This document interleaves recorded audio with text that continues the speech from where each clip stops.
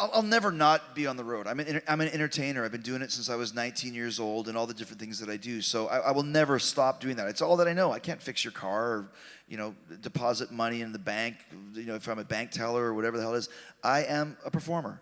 So I don't really think about those things. Like someone asked me today, how much longer can you do it? And it's like, I don't know, a day, 5 years, 10 years, who knows, right? Like it all depends on how I feel. And I always say, I'll continue to stay in the business as long as I know that I can have the best match on any given night. Not every night, but on any given night. And we did that at Forbidden Door. We did that with the Anarchy in the Arena match. Those were high class, great matches, blood and guts.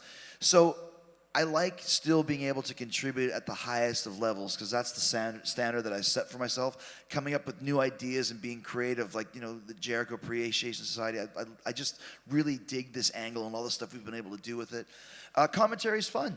I could probably stay on commentary.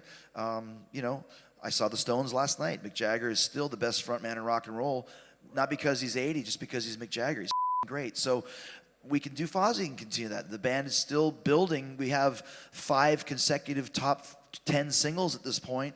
Our last tour of the UK, every show sold out. So we're building that as well. You guys were there. Thank you. So there's a lot of things. There's a lot of things that I always have acting projects I can do that I don't have time for, but they're always there. Podcasting is great. So there's a lot of stuff I can do. And I don't know which one it will be. I just know that I'll continue to entertain until the real exit happens. I was going to ask you, just to piggyback off of that, you've always said, I don't want to do the kind of Hall of Fame, nostalgia, goodbye thing. Yeah. Is that still the case? Do you still think if it's the end, you don't want it to be the traditional way that a career ends? Yeah, I don't like that. A bunch of people standing there telling how great you are. I know I'm great. I don't need you guys to tell me that.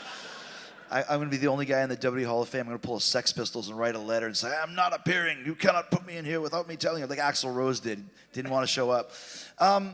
Those things are all cool, but that's all more for fans, which is great. But for me, I'm already in the Hall of Fame in my head. And retirement tour, I would never want to do that. That puts too much pressure on everybody. It puts too much pressure for the fans and for me.